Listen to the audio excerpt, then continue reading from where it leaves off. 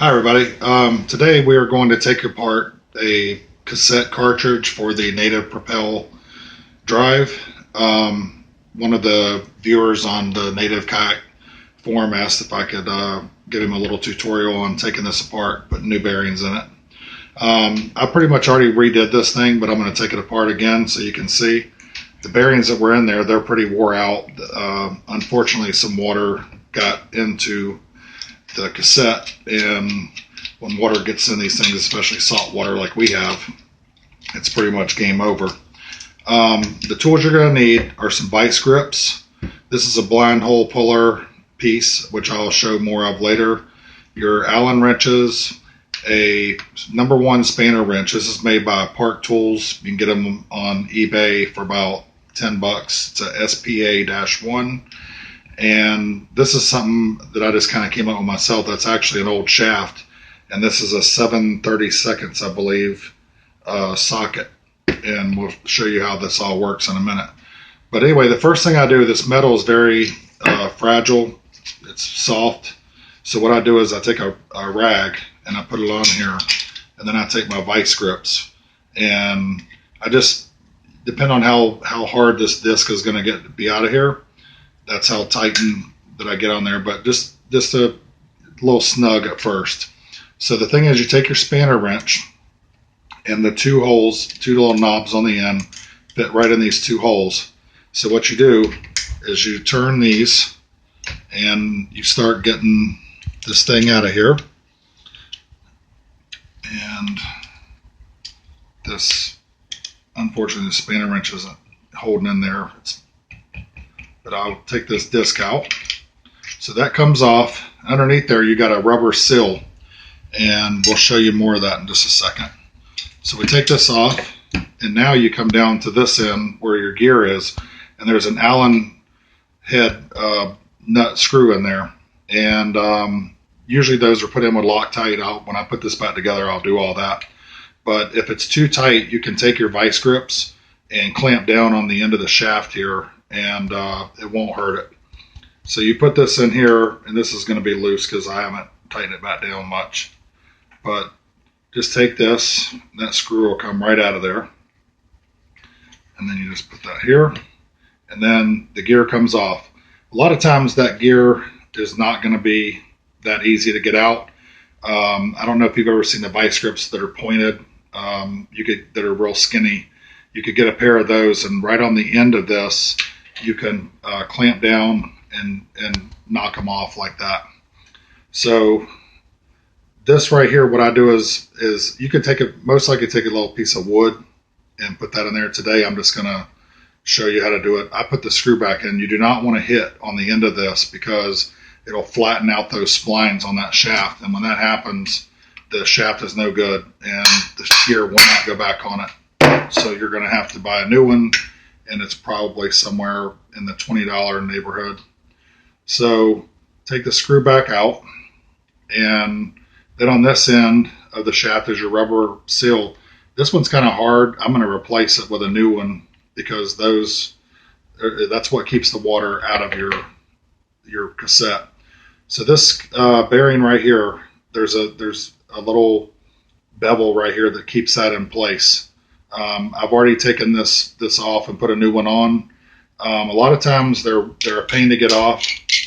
So what I'll do, and this is just a cheap pair of Harbor Freight vice grips. You don't want to do it with your good ones. But what I do is I put it on there to just where I can get this over the bearings, not on that little edge. And I'll take a hammer. I'm not going to do it in the video because it'd be too loud.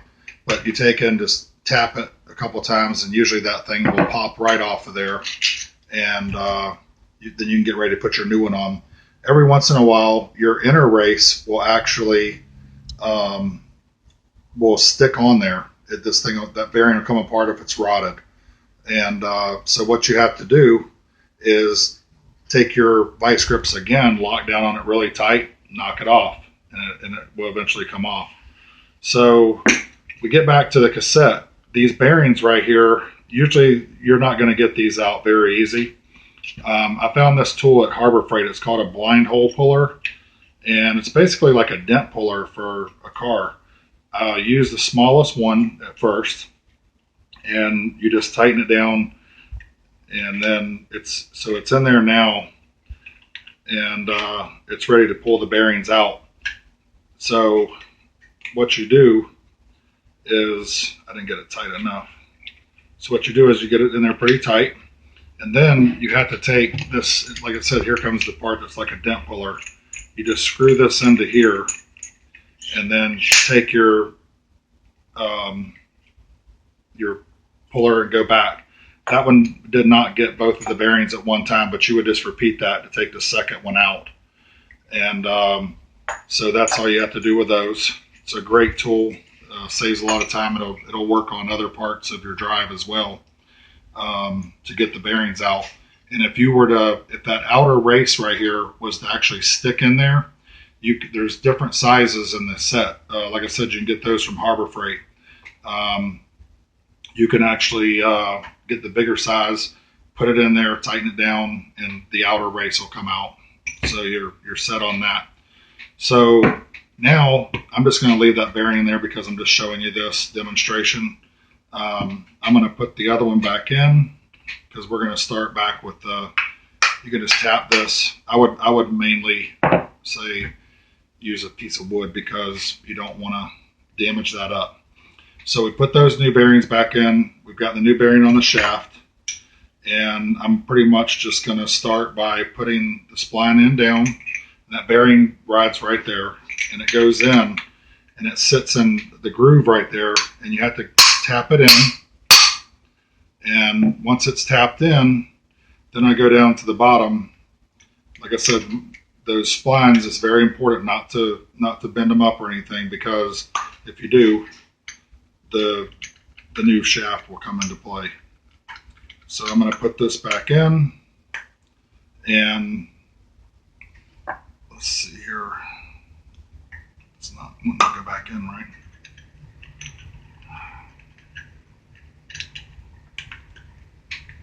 There we go. Okay, so that's back in, and it meets up where the screw is. So we'll get this screw going back in right here. And like I said, all the parts in here are pretty fragile. You don't want to be, you always want to use a little piece of wood or something so you don't mar the thing up. I actually put the wrong screw back in here. This one doesn't fit that. So put this screw back in here and tighten her down.